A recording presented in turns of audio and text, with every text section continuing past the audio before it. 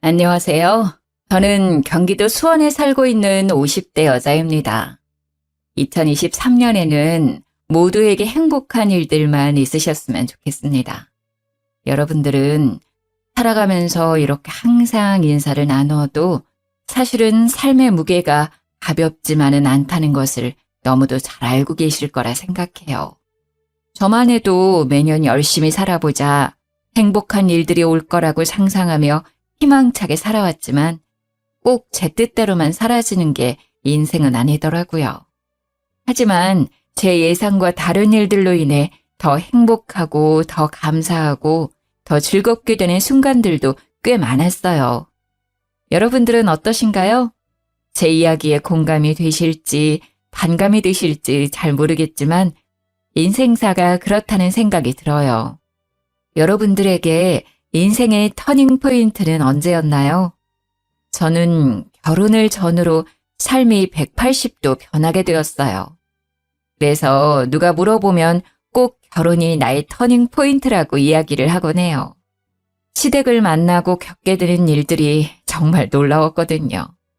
좋은 의미로 놀라웠을지 나쁜 의미로 놀라웠을지 제 이야기를 들어보시고 판단해 주시면 감사하겠습니다. 제 이야기를 들려드려 볼게요. 저는 어린 시절 어머니가 일찍 돌아가시고 아버지 밑에서 자랐어요. 그렇지만 아버지께서 그 누구보다 다정하게 사랑을 듬뿍 주셨기 때문에 저는 옆집 사는 누구처럼 가출을 하거나 아버지의 마음을 찢어지게 하는 일탈을 한 번도 하지 않고 착하게 성장했죠. 국민학교를 다니면서부터 중학교, 고등학교를 다니면서까지 주변 친구들의 머리를 만지며 예쁘게 해주는 것을 즐겨했고 친구들이 마음에 들어하며 저에게 칭찬을 해주는 게 학창시절의 제 낙이었어요. 그렇게 저는 미용일에 뛰어들었어요. 참 어리숙했고 순수했지요. 친구들 머리를 만져주는 게 재밌다며 미용일을 시작하다니요. 하지만 저는 악으로 깡으로 열심히 버텨냈어요. 작은 미용실에서 수건 빨고 널고 말리고 접는 보조원 역할만 만으로 3년은 했던 것 같네요. 그리고 메인 미용사 옆에 서서 고무줄이나 로트를 넘겨주는 일, 그리고 샴푸를 하며 두피 마사지를 해주는 일. 손이 부르트다 못해 피가 철철 흐를지라도 하루도 빠짐없이 일을 했어요. 제 성실함이 빛을 발하는 날이 올 거라 생각하며 말이죠. 그렇게 저는 제 손기술을 터득했고 서울 알짜배기 위치에 작은 미용실을 개업하게 되었어요. 제 나이 29, 생각보다 어린 나이라고 할 수 있지만 20살부터 미용 일을 배워왔으니 근 10년 만에 제 일을 시작하게 된 것이었죠. 저에겐 큰 모험이었지만 신나는 하루하루였습니다. 당시만 해도 그 지역 근처에 20대의 미용사가 보기 드물었거든요. 그 덕에 제가 어리지만 손도 빠르고 아주 싹싹하다는 좋은 소문이 돌았고 금세 단골 손님들이 생기기 시작했어요. 그리고 더불어 저는 미용실 손님께서 주선해 주셔서 직업군인의 남자와 연애도 할 수 있었죠. 첫눈에 서로 호감이 갔고 서로 연락처를 교환하자며 다음 만남을 기약했지만 군인이었던 남편, 서울에서 멀리 출장을 떠났고 저희는 편지로 소통을 하게 되었어요. 요즘 시대와는 다르게 당시에는 편지만이 거의 유일한 소통 창구였죠. 제 남편은 성실한 직업군인이었어요. 4년제 대학을 졸업하고 바로 취직하고 싶은데 하필이면 취직난이 있었던 해여서 바로 군입대를 지원했다고 해요. 본인과는 꽤 잘 맞았는지 말뚝을 받겠다고 마음을 먹었고요. 집에서도 일찌감치 독립을 하고 싶은 마음이 있었고 군대라는 일이 자신이 그려왔던 조건과 잘 맞았다고 하더라고요. 저희는 어려운 환경이었지만 편지로 소통을 하며 사랑을 키워갔어요. 몇 달에 한 번씩 얼굴을 보고 아쉬움을 뒤로한 채 5년여 기간의 연애를 끝마치고 마침내 결혼을 하게 되었죠. 하지만 제가 편부 가정에서 자라왔다는 사실이 제 발목을 잡았어요.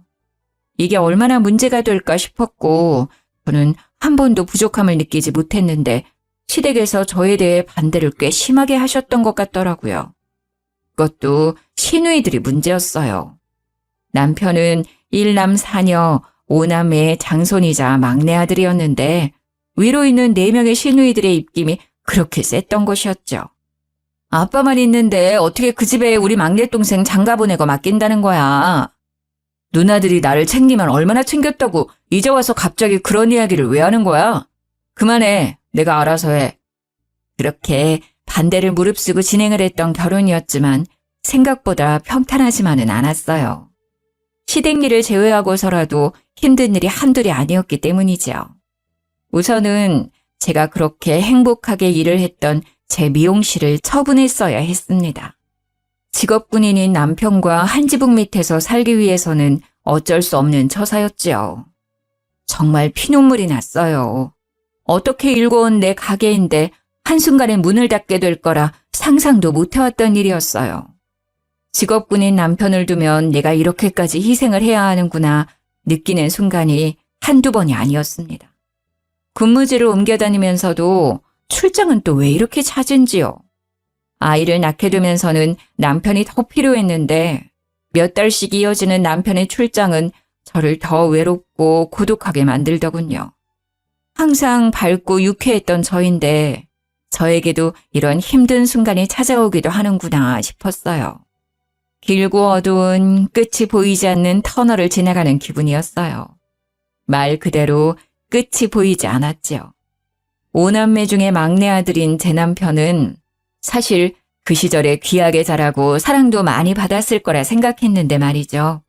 시누이들이 남편을 그렇게 예뻐하지 않았어요. 사실 예뻐하지 않는 수준이 아니었죠. 미워하는 것에 가깝게 아주 못되게 구는 일들이 많았어요. 초반에는 그냥 자매들끼리 마음이 잘 맞아서 그렇게 똘똘 뭉치는 건가 그러려니 하려고 했어요. 그런데 그 정도가 보통 심한 게 아니었습니다. 남편도 그렇게 미워하는데 저라고 예뻐했을까요? 당연히 아니죠. 정말 시어머니도 시키지 않은 시집살이를 시누이들이 그렇게 시켰어요. 예를 들어 시누이들은 우리 가족을 무시하다시피 하는 일들을 아주 자연스럽게 했죠.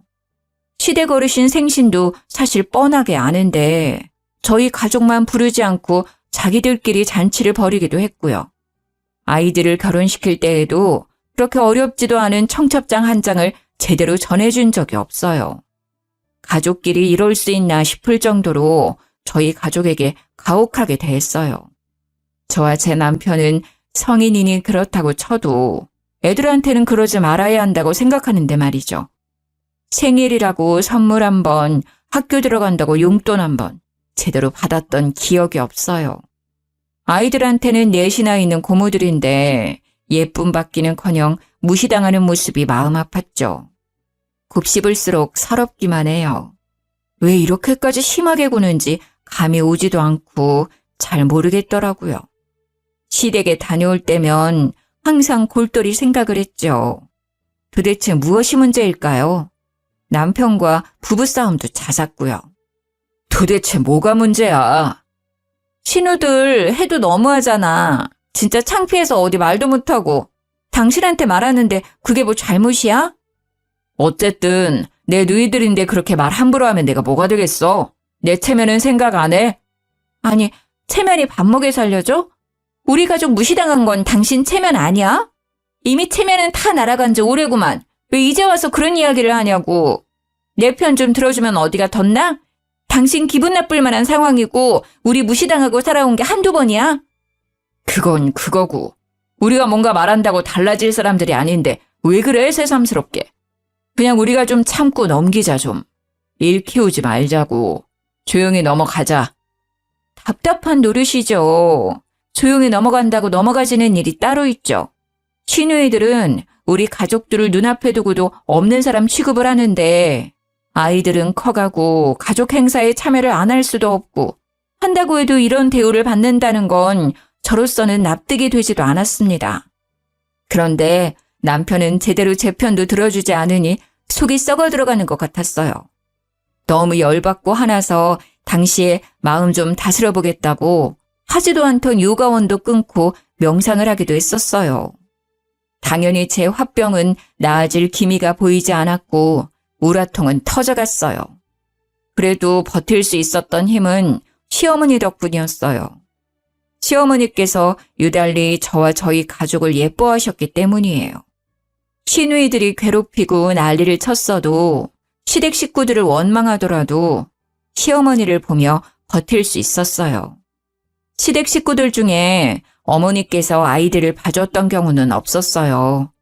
독립적으로 각자 빚지지 않고 살아야 좋은 거라며 신념처럼 아이들을 봐주시지 않으셨던 것 같아요.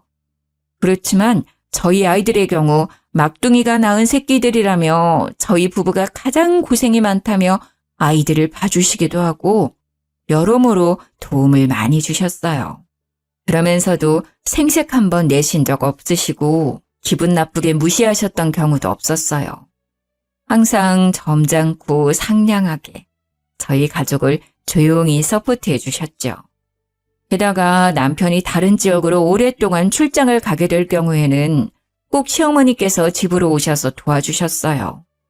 집이라고 해도 남편이 군인이라 작은 관사였는데요. 작은 집이지만 열심히 살림살이 꾸려서 살아간다며 예뻐해 주셨어요. 결혼한 제 친구들 중에서 누구도 시어머니 좋다고 이야기했던 경우는 없었는데 제 경우가 특이하긴 하죠. 저는 시어머니가 불편하기보다 너무 감사하고 좋았어요. 특히 저의 경우에 어머니의 부재 속에 유년 시기를 겪어와서 그런 건지 시어머니가 도와주시고 챙겨주시는 것들이 하나하나 다 좋았고 감사하더라고요. 그리고 시어머니에 대해 한 가지 사실을 덧붙이자면 말씀을 하지 않으시는 분이었어요. 말씀을 못 하시는 분이 아니었는데 과거에 실어증에 걸리게 되어서 말씀을 안 하게 되셨다고 하더라고요. 그 정확한 사연은 제가 잘 알지 못했지만 항상 마음으로 따뜻하게 느껴지는 분이었기에 저는 시어머니를 누구보다 사랑했어요. 제 어머니라고 생각했어요. 그리고 시어머니도 저를 그렇게 예뻐해 주셨어요. 딸이 넷이나 되지만 막내 아들의 며느리로 들어온 저를 가장 예뻐해 주셨고요. 별건 아닐 수 있지만 집안일로 시부모님을 뵙게 되면 꼭 저희 아이들 용돈은 빼놓지 않고 챙겨주셨고 가족들은 별로 안 좋아하지만 제가 시어머니표 만두를 참 좋아했는데 시어머니가 꼭 두세 달에 한 번씩 손만두를 빚어서 저희 집으로만 붙여주셨어요. 식당에 가게 되어도 꼭 저를 옆에 두시고 식사를 하셨는데 시누이들 눈에는 이런 모습들이 괜히 더 눈꼴 시리게 느껴졌던 것 같기도 해요. 그리고 시댁의 형편은 꽤 괜찮아서 금전적으로 부족하거나 쪼들리고 힘든 경우는 거의 없었는데요. 공무원 박봉이라며 저희 남편 군인 봉급 짜다고 꼭 생활비로 보태라고 시어머니께서 남편 몰래 용돈을 쥐어주시기도 하는 경우도 많았어요. 아유, 어머니, 이렇게 안 챙겨주셔도 괜찮아요. 매번 받기만 해서 어떻게 해요. 죄송해요. 이런 소통은 거의 손짓발짓으로 하는데 눈치가 빠른 저는 어머니의 이야기를 특히나 잘 알아차려서 좋아하셨어요. 그리고 시어머니는 제가 어머님 머리를 직접 해드리는 것을 좋아하셨어요. 염색을 하지 않으신 건강한 백발의 머리였는데 염색은 원치 않으셔서 주로 파마를 해드렸는데요. 꼬불꼬불하게 파마를 해드리는 것이 저의 역할이었어요. 파마가 잘 나오든 나오지 않든 항상 마음에 들어 하시고 파마를 마치고 나서 세팅을 해드리면 꼭 머리를 연신 만지작 거리시면서 소녀처럼 거울을 자주 들여다보시곤 했어요. 고맙다는 마음은 저를 꼭 안아주는 포옹으로 표현하셨고요. 어머님, 제가 20살 때부터 계속 머리는 말아왔는데 어머님처럼 머리가 예쁘게 잘 어울리시는 분은 본 적이 없어요. 그리고 흰 백발의 머리가 어쩜 이렇게 잘 어울리실 수가 있어요? 정말 너무 고우셔요, 우리 엄마. 그런데 상상도 못했던 폭풍 같은 일이 저희 가족에게 일어나게 되었어요. 어느 날 갑자기 어떤 노년의 여자분이 저희 시댁으로 찾아왔던 것이 사건의 발단이었죠.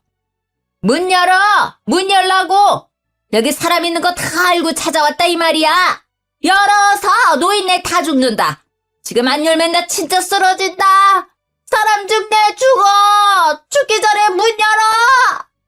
아니, 아침부터 이게 무슨 소란이냐? 어떤 놈이야, 이거? 아이고, 늙어서 모르시나?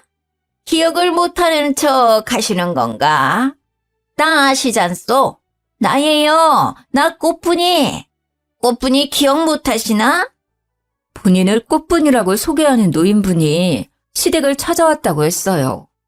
그러고는 다짜고짜 내 아들 내놓으라고 고래고래 소리를 지르며 난리를 쳤다는 거예요. 정말 동네가 떠나가라 소리를 지르며 창피란 창피는 다 줬던 거죠.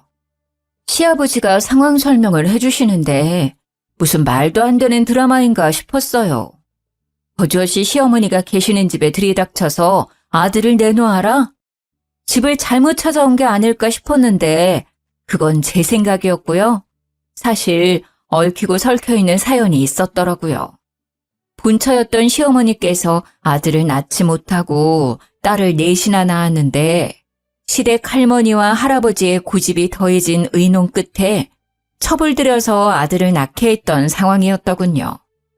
귀하게 어렵게 첩을 통해 얻은 아들 자식이 제 남편인 것이었더라고요. 서로 모르는 척 살 수 있게 하려고 돈을 꽤 많이 쥐어보냈는데 갑자기 그 돈이 떨어진 건지 노망이 난 건지 자기 아들을 되찾아오겠다며 시댁 어르신 댁에 들이닥쳤던 거였어요.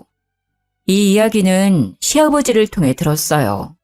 매사에 무관심하고 시니컬한 태도의 어르신이었는데 자신이 이 집 아들을 낳은 첩이라고 고성을 지르는 할머니가 찾아와서 아들을 내놓으라고 온 집안을 뒤집어 놓으니 무지막지하게 역정을 내시더라고요. 그러나 처음 보는 시아버지의 역정 가득한 화난 모습이었어요. 그때 그렇게 큰 돈 쥐어 보냈는데 장가보내서 귀하게 살고 있는 내 새끼를 찾기는 왜 찾아?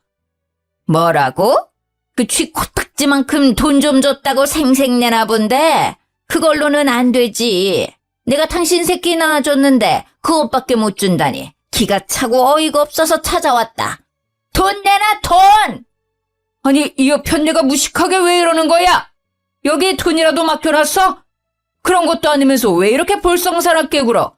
미친 거야? 노망난 거야? 노인네가? 미쳤다고? 그래, 나 미쳤다, 미쳤어. 그니까 미친 여자가 괜히 이러겠어? 뭐 때문에 미쳤는데? 돈이라도 내놓으라고! 시아버지께서 아무리 역정을 내고 다그치고 소리를 질러도 제대로 마음 먹고 돈 뜯어 내려온 할머니를 당할 수는 없더군요. 이렇게 찾아오는 거 주거 침입죄라고 경찰 부르겠다고 강하게 나가니 그제야 끼갱하고 우선 돌아가겠다고 하더라고요. 그렇게 사건은 일단락 되는 줄로 알았어요.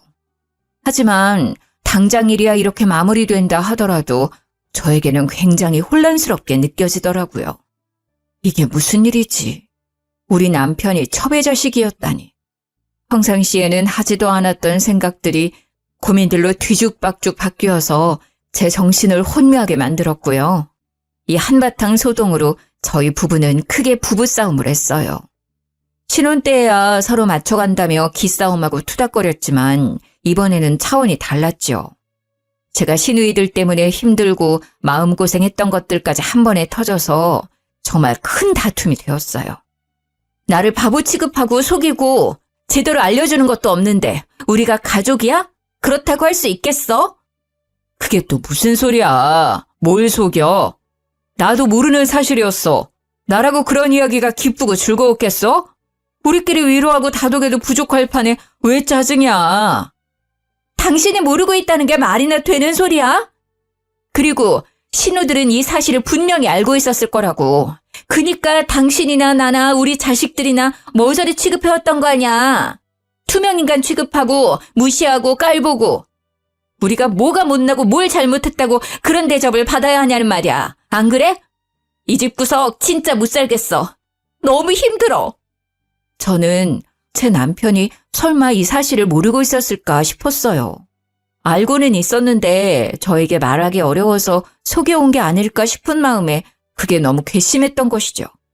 하지만 남편은 죽어도 몰랐다고 정말 본인이 더 억울하다며 얼굴을 붉히는데 거짓말은 아닌 것 같더라고요. 그래서 속는 셈 치고 남편을 믿어보려 했어요. 그리고 남편은 왜 이렇게 시누이들이 본인을 미워할까 고민이 많았었다고 해요. 어떤 이유도 없이 그저 미움을 받아와서 그냥 그러려니 살았다고 하더라고요. 자기 아내까지 이렇게 미워할 줄은 몰랐다면서요.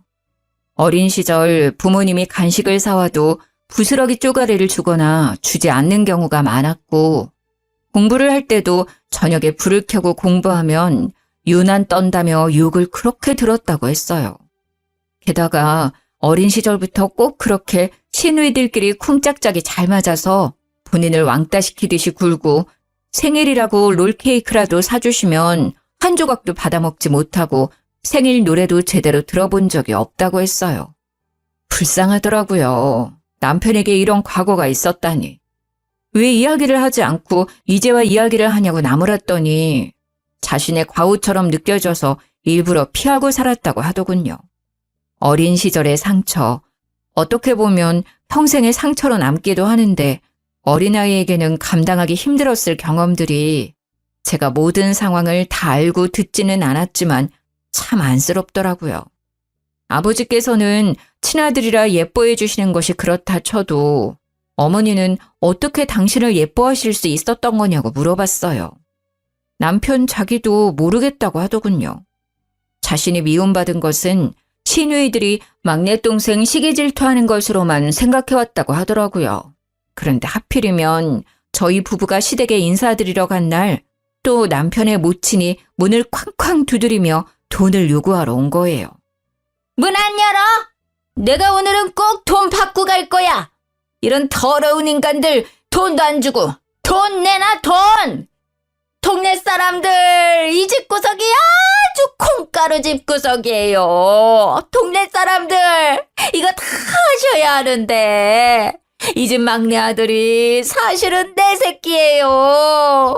돈 내놓으라는데 귀한 아들 데려다 놨더니 돈도 안 주고 노인네들이 아주 노망났어요. 이 집 노인네들.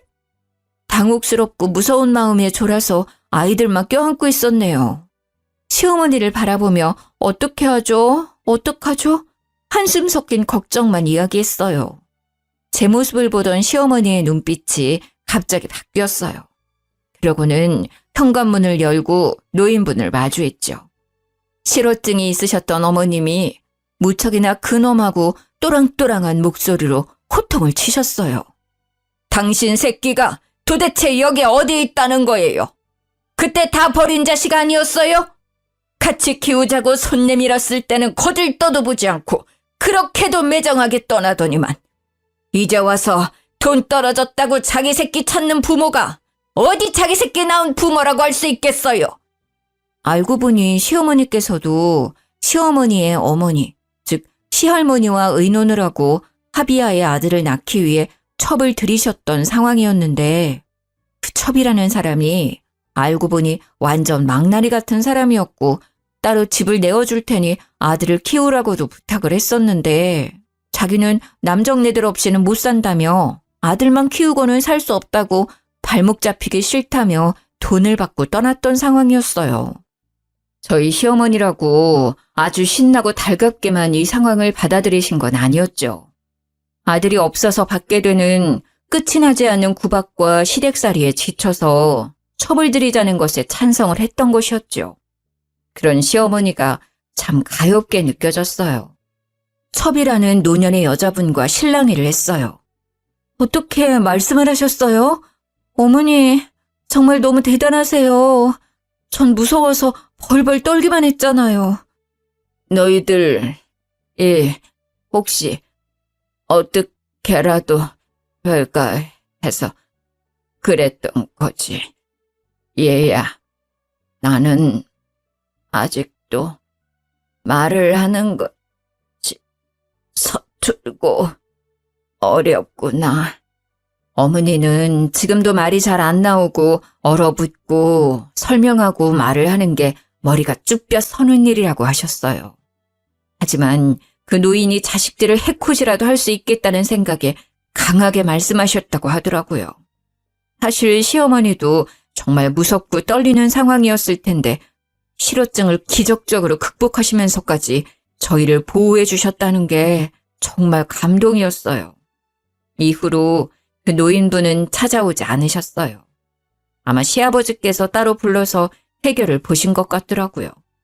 돈을 그렇게 많이 요구를 했다고 하더군요. 예전에는 조용히 뒤에서 돈을 받아갔던 상황이었는데 해도 너무하다 싶어서 아버님께서 그만하라고 말씀을 드렸다가 이 사달이 난 거였고요. 아들을 자기 자식처럼 생각을 했더라면 아들한테 미안해서라도 저렇게 행동은 못할 것 같은데 말이죠. 아들 자식을 볼 면목이 없지 않을까 했는데 정말 노인분은 돈만 챙겨서 조용히 사라지셨더라고요.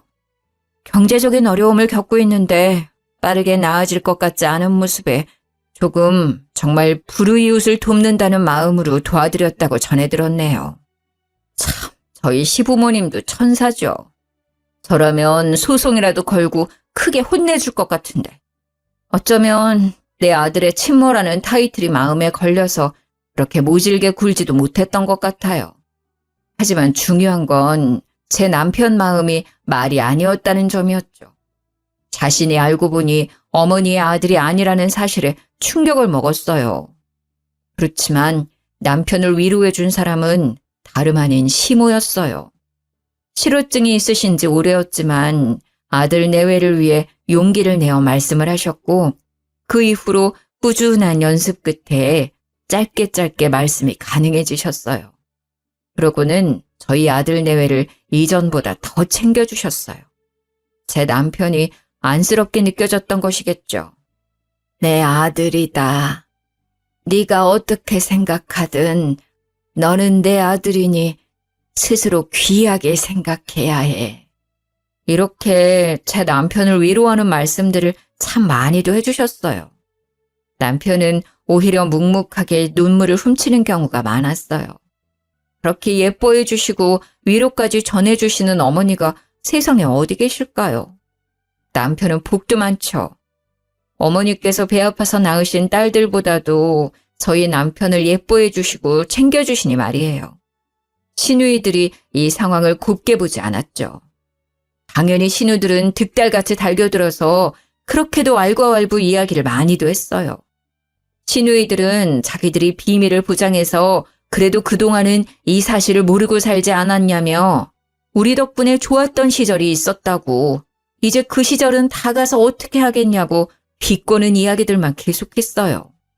첩자식이 꾸린 가정인데 잘 지내봤자 얼마나 잘 지내겠냐며 모욕적인 언사는 기본이었어요.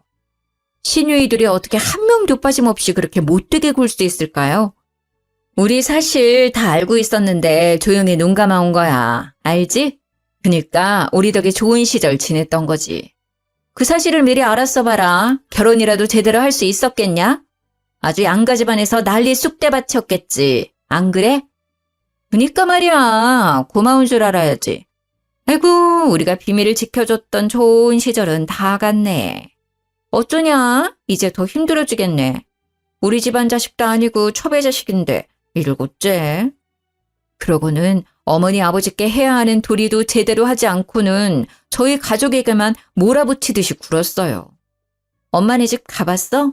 세탁기 하나 새로 해드려야 하지 않겠어? 추석 선물 그게 뭐야? 우리는 그렇다 쳐도 우리 엄마 아들씩이나 되고 뭐 하나 제대로 된 거 사드린 적 있나? 생각 좀 해라. 너무하지 않냐? 엄마 아빠한테 맨날 받기만 하는 것도 부끄러운 줄 알아야지. 저는 그저 시누이들 앞에서는 주눅 들고 작아질 수밖에 없었어요. 어머님께서 저희 가족을 아무리 예뻐하신다고 해도 제 남편의 출신이 달라지는 것도 아니고 저희가 그게 흠이라고 생각하지 않고 시부모님도 괜찮다고 해도 시누이들이 그렇게 저희를 못 잡아먹어서 안달이니까 말이죠.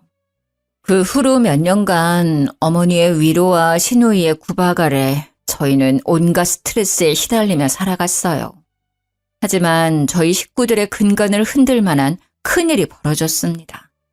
아버님께서 쓰러지신 거예요. 첩이라고 하는 노인분께서 나타나시고 아버님께서는 급성 고혈압으로 몇 번을 응급실을 다녀오시곤 했어요. 혈압이 너무 높은데 연세도 있으시다 보니 항상 조심해야 한다는 의사의 조언을 새기며 살아오셨죠. 하지만 흘러가는 세월에 나빠지는 건강, 어찌할 수 없었나 봐요. 아버님께서 병상에 누워 계시는 상황이 발생하자 다들 피하기 바빴어요. 그렇게 엄마 아빠 하면서 애교를 떨어대던 시누이들은 시치미를 떼고 갑자기 각자 자기 일들이 더 바빠졌다고 핑계를 댔죠. 아, 내가 갑자기 일이 늘었네. 일을 어쩌나? 집이랑 일하는 데까지 거리가 좀 먼데. 아이고, 일을 어째? 나는 저번에 났던 교통사고 후유증 때문에 아직 물리치료를 받아야 해서. 미안해서 어째? 아버지는 누가 간호하나? 간병인 말고도 가족들이 왔다 갔다 하긴 해야 할 텐데. 그래서 저와 제 남편이 돌아가며 아버님 병간호를 시작했습니다. 당연히 시아버지 병수발을 도와주시는 전문 병간호인도 계셨지만 말이죠. 가족이 곁에서 말을 걸어주고 깨끗이 씻겨주고 먹여주고 입혀주는 정성은 환자를 호전시키는데 큰 도움이 될 거라 생각하는 저와 제 남편이 발을 벗고 나서서 책임지고 아버님을 모셨죠. 어머님께서도 항상 저희 곁에 함께 해주셨죠. 따지고 보면 아버님 곁을 떠나지 않으셨던 것이겠지만요. 어머님은 아버님이 언젠가는 이러실 거라 예상해왔다고 덤덤히 아버님의 기저귀를 갈아드리곤 했어요. 우리 아저씨도 내가 아프면 내 똥기저귀도 갈아주고 먹여주고 입혀주고 다 했을 거야. 그래서 나도 이렇게 할 수 있는 거지. 내가 먼저 아팠으면 우리 남편이 나를 내가 남편 챙기듯 챙겼을 거야. 너희들 너무 애쓰지 마. 내가 챙기는 게 맞단다. 어머니 당신께서도 몸이 건강하지 않으셨지만 아버님 병간호에는 누구보다 열심히셨어요. 집에도 가지 않으시고 병원에서 꼭 잠을 같이 주무셨죠. 그렇다 보니 어머님의 몸이 많이 노쇠해지게 되셨어요. 저와 남편은 그런 어머님께 집에 가시라고 부탁을 드리고 저희 가족이 더 맡아서 병간호를 하기로 했어요. 걱정 붙들어 매시라고 저희가 더 정성껏 간호를 했어요. 그렇지만 연세도 있으시고 합병증도 있으셨다 보니 병세가 쉽게 나아지지 않으셨어요. 그렇게 꼬박 2년을 병상에 누워 계시던 아버님께서 결국 이 세상을 등지고 말았습니다. 정말 눈물이 쏟아졌던 날이었어요. 저희가 정성을 다할수록 아버님께서는 분명 이 병마를 이기실 거라 희망을 가지고 간호를 했는데 말이죠. 마음이 아팠습니다. 혼자 남겨지게 되신 어머님도 너무 안타깝고 안쓰러웠고요. 하지만 문제는 여기서 끝이 아니었습니다. 아버님의 재산 문제. 그게 정말 제 마음이 찢어지게 아팠어요. 시누이들이 저희 가족에게 한 푼도 줄 수 없다며 그렇게 구박을 하고 윽박지르듯이 욕을 하는 것이었어요. 마음 다해 병간호를 한 상황까지 매도하며 아버지 재산이 탐나서 그런 거라고 하더군요. 너희 가족들 이럴 줄 알고 병간호하겠다고 나선 거지? 다 알고 이랬던 거구나? 아주 고단수야 고단수. 우리 아빠 돈 어떻게든 해먹으려고 아주 죽자 사자 그렇게 지극정성이었구만. 아무리 그래도 그렇지 재산이 탐난다고 내 시간과 에너지를 써가면서 거동이 어려우신 노인을 꼬박 2년간 병간호를 할 수 있을까요? 그리고 저는 미용일, 남편은 군대 일을 하면서 말이죠. 그리고 저희도 아이를 키우고 육아도 집안일도 없었던 게 아닌데 말이에요. 저는 그냥 이 돈 더러워서 안 받고 말지 싶었는데 남편은 그게 아니었나 봐요. 여보, 내가 이거 돈 때문에 이러는 건 줄 알아? 나도 아빠 자식이야. 난 자식으로서 인정받고 싶어. 이거 포기 못해. 아버지의 돈이 탐난다는 것보다 아버지께 진짜 자식으로서 인정받는 길이라는 생각이 들었나 봐요. 항상 누이들의 기세에 죽어서 살아왔던 남편이 웬일인지 지지 않고 받아치며 본인이 받을 수 있는 유산에 대해 주장을 했어요. 누이들 알겠는데 나도 아버지 자식이야. 그거 분명하다고. 그래, 다들 잘나신 거 알겠는데 아버지 아프셨을 때 누가 아버지 병수발했어? 제대로 와서 아버지 화장실 가시는 거라도 도와준 적 있어? 휠체어라도 끌어서 외출 도와드린 적 있냐는 이 말이야. 아무것도 안 한 누이들이랑 곁에서 임종까지 시키면서 눈물로 병가 놓은 나랑 누가 더 자식 노릇했다고 생각해? 아니, 머리에 피도 안 마른 놈이 어디서 대들긴 대들어. 너희 줄 돈 없어. 여기 사인해. 사인해야 깔끔해지는 거야. 이렇게까지 말 안 하려 했는데 첩의 자식이라 상종 안 하려다 그래도 동생 대접 좀 해줬더니 기어오르네. 우리 아버지는 우리 위에 자산을 남기신 거지 첩의 자식까지 챙기시려고 자산 남기신 건 아니라고 본다. 너도 동의하지 않니? 아니, 난 동의 못해요. 절대 사인 못해. 아니면 소송 가요. 나 어쨌든 어떻게 봐도 아버지 아들로 호적상은 다 등록되어 있어. 뭐가 문제인지 나는 모르겠어. 내가 사실 더 받으면 더 받아야지. 시누이들 입김에 구박에 못 살겠는데 살아온 인생은 어떻고 불쌍한 우리 아버지 병간호 아무도 안 해주는데 나랑 내 와이프가 한 거는 누가 생각해주나? 나 포기 못해. 안 해. 그러니 돌아가요. 그렇게 제 남편은 강하게 자신의 자식으로서의 역할과 도리를 들어 자식으로 인정받기 위해 갖은 노력을 했어요.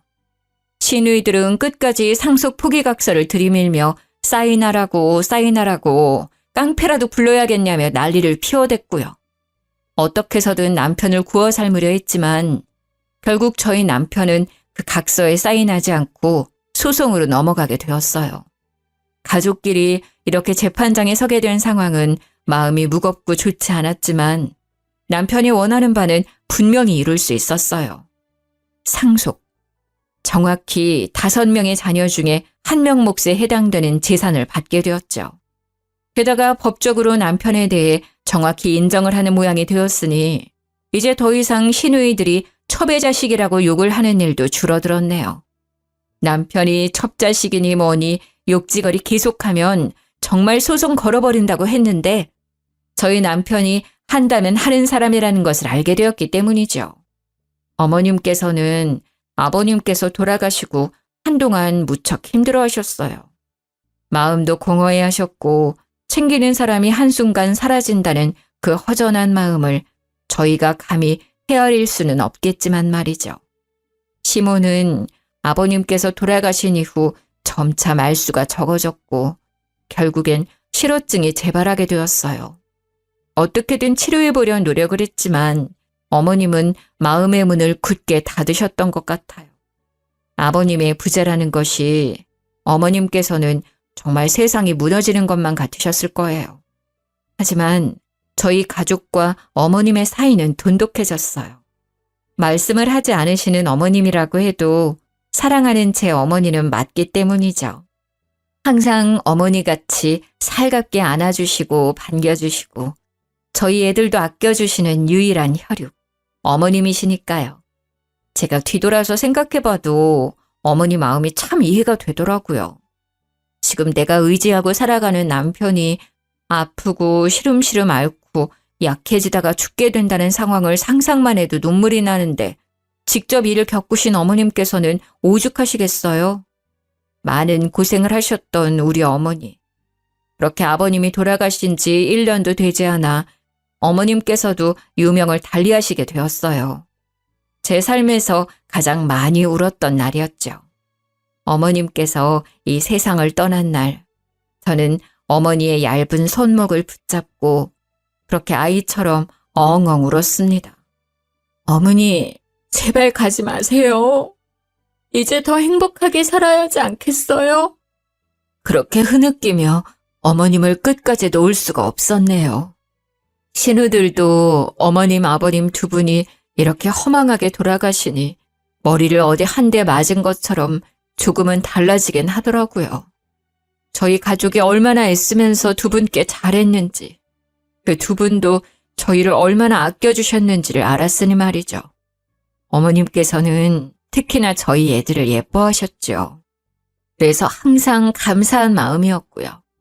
어머님께서 돌아가시고 유품을 정리하고 어머님 재산도 정리를 하게 되었는데 어머님께서 저희 애들 이름으로 들어두신 꽤 많은 주식이 있었다는 것을 알게 되었어요. 그래서 감사하게도 그 주식이 아이들 밑으로 들어가게 되었고 저희는 아이들 대학 학비 걱정은 덜어낼 수 있었어요. 참, 돌아가시면서까지 저희 가족을 마음속에 품고 사랑해 주시는 어머님의 마음. 정말 눈물이 앞을 가리더라고요. 제가 이런 사랑을 여태 받아본 적이 없어서 그런지 어머님이 더 그립고 애틋했어요. 사연을 들려드리는 지금도 어머님이 보고 싶네요. 제 이야기를 들으신 여러분의 마음은 어떠신가요? 이야기를 들려드린 저의 마음은 홀가분합니다. 제 삶에 나름의 고난과 역경을 정직한 방법으로 이겨냈다는 생각이 들어서 제 스스로 대견하고 뿌듯하기도 해요. 어려운 환경에서 자라나서 제 아이들에게는 꼭 좋은 환경 속에서 자랄 수 있게 하겠다는 다짐이 있었는데요. 돌아가신 시부모님 덕분에 감사하게도 넉넉한 형편 속에서 교육받고 뛰어놀며 씩씩하게 자랄 수 있었어요. 저희 아이들에게도 꼭 할머니, 할아버지에 대한 감사함을 잃지 않게 하려고 자주 이야기를 하곤 해요. 각자의 어려움이 다를 거라 생각해요. 아무리 제가 어려웠다고 해도 누군가는 저보다 더 어렵고 고통스러운 환경 속에서 저보다 더 멋지게 극복을 해내시기도 하겠죠. 그렇기에 저희 모두가 참 다르면서도 닮아 있다는 생각이 들어요.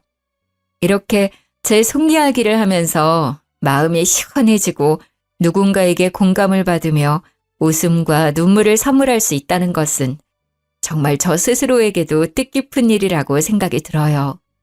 먼저 하늘나라에 가신 아버님, 어머님 덕분에 이렇게 잘 지낼 수 있게 되어서 감사하고 눈물이 나요.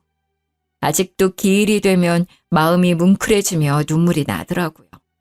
제가 죽는 날까지 어머님, 아버님 그리워하며 그리고 예뻐해 주신 저희 자식들 잘 키우려 해요. 모두들 제 이야기 들어주셔서 감사합니다. 항상 행복하세요.